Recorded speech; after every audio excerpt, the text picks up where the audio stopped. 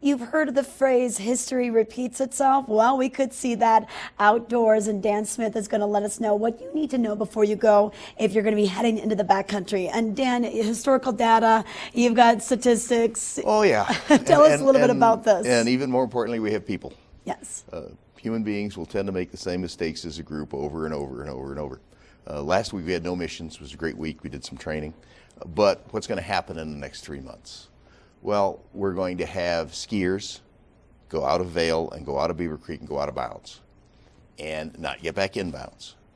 And they're going to do it at 4 o'clock in the afternoon. Ski patrol punches out at 5:30 unless it's an emergency. So we're going to have to go chase them. And sometimes ski patrol chases them from inside the mountain and we chase them from outside the mountain. So there'll be some people going to Mangoes that won't make it. We'll have to get them. Our friends with snow machines. Right, yesterday, driving over Vail Pass, you don't want to be up there with a snow machine. It's just there's very little coverage. There's a lot of roots and bushes. Now, a couple days from now, people will be up there. What happens with snow machines, especially people who rent them, they mountain bike. When you get going too fast in a mountain bike, what do? You close both hands. Yeah. When you get going too fast in a snow machine and you close both hands, this thumb hits the throttle and you just accelerate, usually into a tree, a solid object, or some other snow machine. So that'll happen. We'll have those. We'll regrettably have an avalanche or two. Places like Cupcakes, Ptarmigan Hill, Resolution, Machine Gun Ridge, Geneva Peak.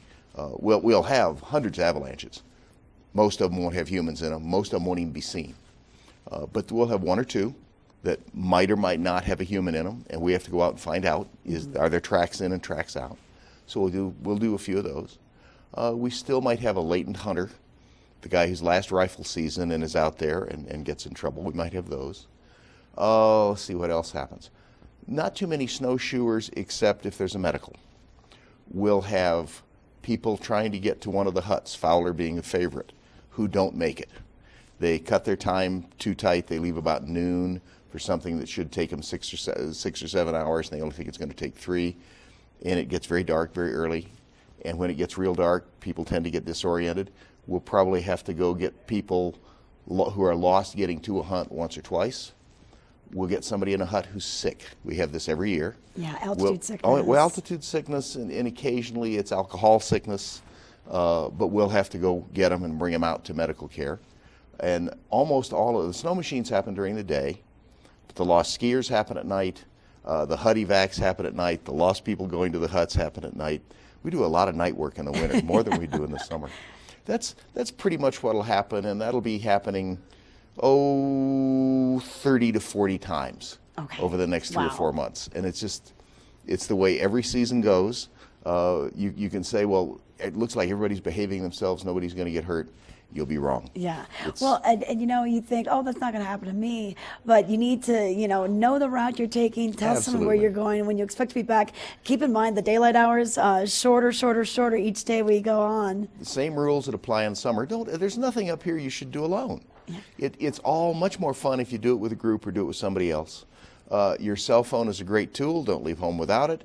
But sometimes it doesn't work.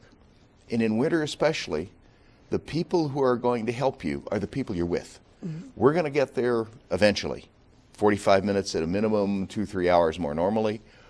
You're on your own for that time period, and you need to have the gear, the experience, and a partner to do it right. Okay, well, Dan, thanks for the preview of what can happen. But once again, don't be one of these statistics that he talks about. Don't get lost. And you can find out more by going to their website, vailmountainrescue.org. Thanks, Dan, for coming in today.